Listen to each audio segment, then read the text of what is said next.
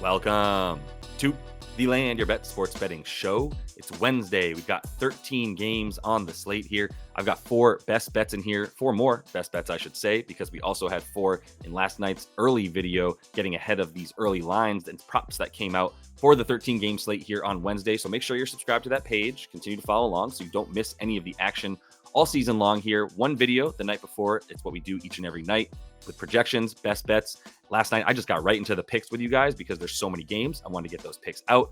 I also have 4 more here after taking a further look this morning. We get a few more bits of information each and every morning. So I get these out at 3 p.m. Eastern every day on the day of games.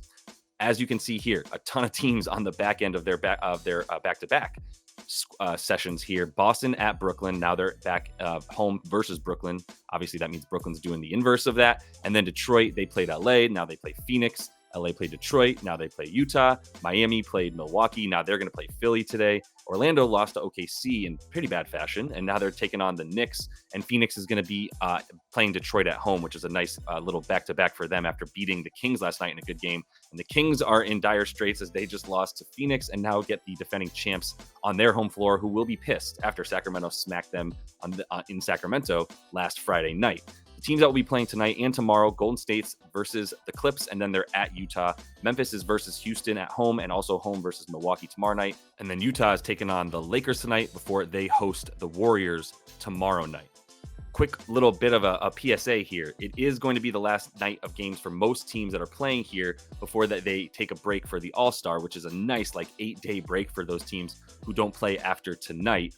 So there are some things to keep in mind. Some players are going to be a bit checked out. So don't just go ahead and start smacking overs because you think this is going to be easy. Because there are some easy matchups for certain players. The other thing is that home teams tend to do a bit better. Teams that are at home on the last day before a long break like this are already sort of further ahead in terms of getting into vacation. The teams who are on the road, they're pretty pissed. They're still got to get home, get all their stuff together, and then get out and go, to Cancun and wherever else they're going. That's probably a lot cooler than Cancun that I don't know about because I don't have that kind of. All right, best bet number 5 on the day here, because we have 4 that I'll show you at the very end as well. I'll go through the record of how we did on Tuesday night, which was not great, but we'll talk about how we're still up plenty on the season. Tobias Harris is out tonight, and what that means for Tyrese Maxey, not necessarily a good thing. We're going to go under 27.5 points for Tyrese tonight. Playing this Miami defense that was really good last night against Milwaukee, who missed a ton of shots, but Miami forced a lot of turnovers as well.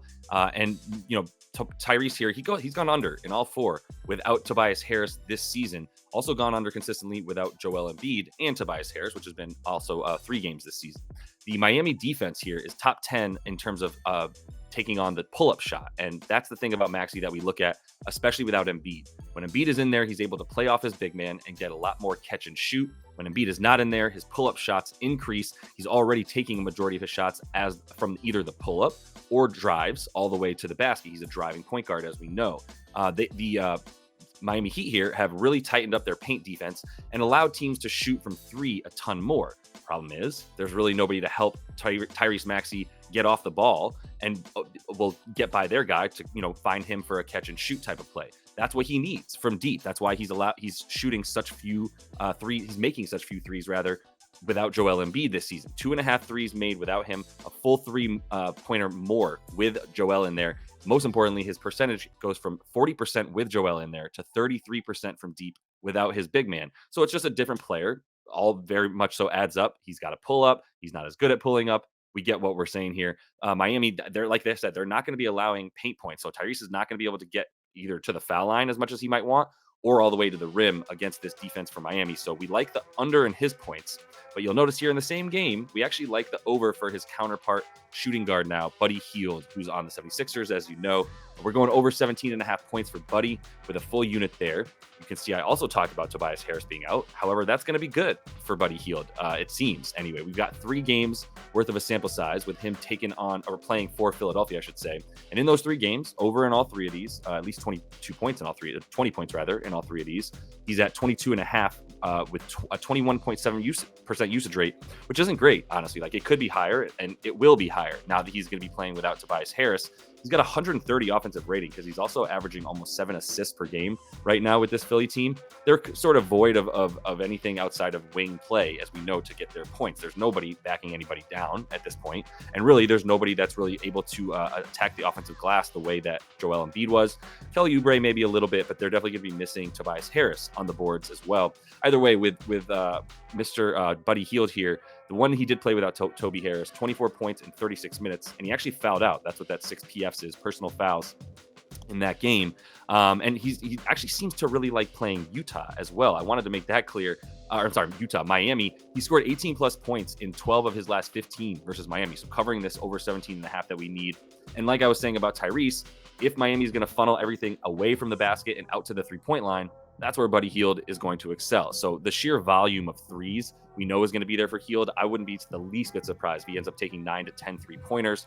Even if he just makes 3 to 4 of those, we're in a pretty good spot with the way that he's also at least stepped in, hit a couple jumpers, and driven to the lane a few times with this Philly team in a way that makes you feel good that even if he misses, 50% of his threes, or 60% of his threes, and still has a good, decent shooting day against a team that is a good defense no matter what, but they're funneling the play to exactly where he's going to be. So we've got to take the dude who's going to be in the spots to get the shots and the good shots as well. So we like Mr. Buddy Hield on bet number 6. Bet number 7, we got the Atlanta and Charlotte game. And I got a couple sides here, which, by the way, we are 5-1 now 6-1 in our last 7 side bets here. 2-1 last night, 4-0 the night before. So we're feeling really good as the comeback continues on the sides and totals. But in this one, we're fading Atlanta just as much as we're taking Charlotte plus 7 at home versus this Hawks team that I'm not going to say is reeling, but they're going to be interesting down the stretch because I don't really know what the plan is for them. But more importantly for tonight, they have not beaten this Charlotte team but one time in the last 6 games. How hilarious is that? That Charlotte, as bad as they are, has beaten Atlanta 5 of the last 6 times that these teams have met. And this Charlotte team is 2-0 since the trade for Grant Williams, Trey Mann, and Micic as well. Now, these 3 dudes have come in and been pretty much better than anything that Charlotte has seen all season. Sans the nice shooting from Brandon Miller as well. But these 2 dudes, all 3 of these dudes have come in and really changed the complexion of this team entirely. And they made some really good moves doing all this. Atlanta doesn't have a center. That's going to be a huge problem in this game. You're going to see Charlotte able to D up a bit more on the perimeter for the Hawks, where they're going to really rely on scoring because of the fact that they're so bad down low. They're really going to want to, continue to just pressure the strength of their defenses out amongst the 3-point line. They've also limited offensive rebounding, which is going to be huge to keep guys like Jalen Johnson off of the board. Even though they haven't really limited rebounding in general, they have kept guys off the offensive glass. And this defensive rating is just not good enough to be taken 7 points on versus Charlotte. Like, they're already awful on defense, pretty much the worst defensive rating in the league for a lot of the season, bottom 3, let's say. And without Capella, they're at 126 defensive rating, which isn't even that much worse than their defensive rating on the season. It's just slightly worse because they don't have their best defensive center.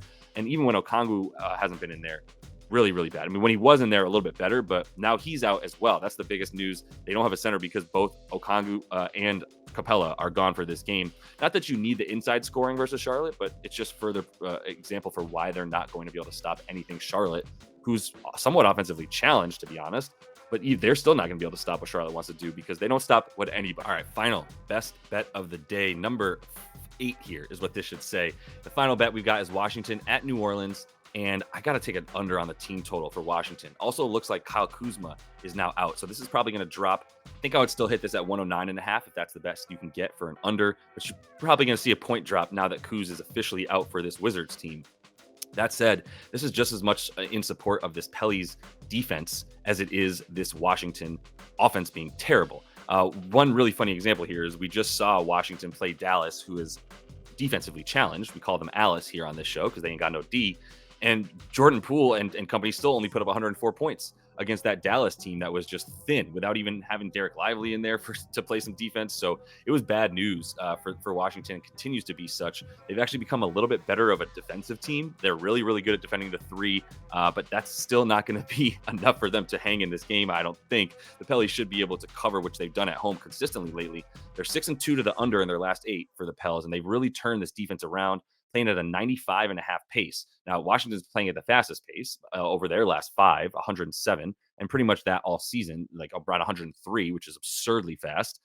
Still don't care. They're playing in the Pelly's home floor. The Pellies might move a little bit with them, but they're going to, if the Pellies are playing fast, they're just going to blow this team out. And I really don't think Washington's capable of scoring the way they've been playing so fast and still not getting any type of offensive rating up, right? And for the Pels, they've only allowed 105.8 over this last 8-game stretch. And everything else in this 8-game stretch has been incredible wherever you are on the floor trying to score against Pellies. Number one in terms of their opponent 3-point defense, which makes complete sense now that all these dudes are healthy between Herb Jones, Trey Murphy, even Najee Marshall out there now. They are number 6 in allowing paint points to their opponent. So 2 most important spots on the floor, right around the basket and behind the 3-point line, is exactly where they're excelling.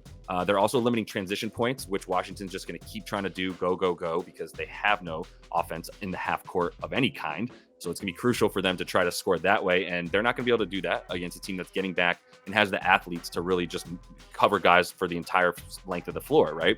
They're 3rd in limiting second chance points as well, which makes sense when you look at how few points they're allowing in the paint. They're also not allowing rebounds down low on offense for other teams. So I'm not really sure how Washington scores 110 points in this game when the Pellies haven't been allowing that many points to offenses that are way, way, way better and smoother than this one.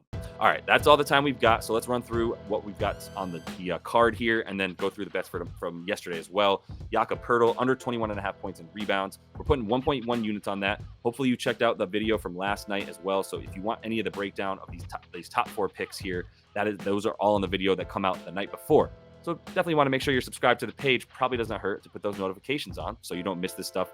Some of these bets move, obviously, at times. So if you want to make sure you get stuff quickly, I would suggest having those noties on. DeMar DeRozan, over 21.5 points, full unit. Tyrese Maxey, under 27.5 points. Really love that bet. Buddy Hield, over 17.5 points. Good find by my buddy Nate. I appreciate that bet.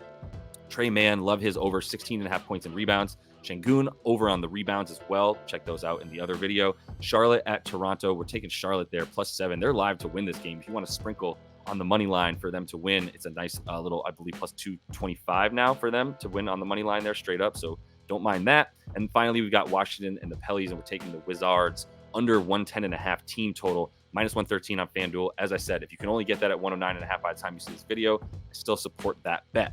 How we did yesterday was not great. We went 2-5. We lost 3 units. A couple of bad reads there. Honestly, we also just got screwed on the D'Lo one. He had 24 points and assists, missed a free throw in the end of the game there. That would have gotten us 25. Didn't play the last 10 minutes because it completely blew out Detroit, and they were saving him for tonight's game against Utah because I don't think LeBron plays. So now we've got assists as a live prop for D'Lo, but I don't have that number out yet because the books aren't going to give us a D'Lo assist prop until we see LeBron James. But I would definitely recommend staying on that. And then the other one that really dicked us was Jaime Jaquez, because all of a sudden Nikola Jovic, the rook for the Heat, had, or maybe second-year player for the Heat, had a career night, scored 24 points, couldn't miss, was smiling up and down the floor like a punk. Really pissed me off that was how that game went. And we also watched Jaime miss a layup at the end that would have put him over 20.5 points and rebounds and assists. So we got a little bit screwed there. Screwed. It's a bad beast. We've been on a heater. A little bit of the luck has to turn here and there. You can't just win all the time, every time. But we are still feeling really good about being up 21.3 units on the season. It's weird that we got the 200th victory in total on a night that we lost 3 units. That's kind of piss poor. A little bit of a damper there, but we still are plus 30.2 on the player props. And if you look at the sides and totals, that said like 20 and 29 as recently as like a week and a half ago, or I'm sorry, 20 and 27. So we are on a little 10-2 run with these sides and totals over the last week and a half. I would consider definitely keep making sure you check out the projections from the night before. I usually like to get to those lines early when I can. That's why I usually put those in the projections on the night before video. And this one is a lot more player props. You can see here we got 6 player props on the day. So really want to make sure you guys are betting responsibly here. If you are following all these picks, I don't recommend just shelling out units. Make sure that you are doing this piecemeal. Take the ones you like and leave the rest. Oaks has college basketball up. He's also got Champions League up. I definitely recommend hitting those Champions League. We're up 2 units with him after one video playing these soccer bets and the footy stuff. So if you are into that, make sure to subscribe to the page so you can check that stuff out. And until I see you next, happy betting.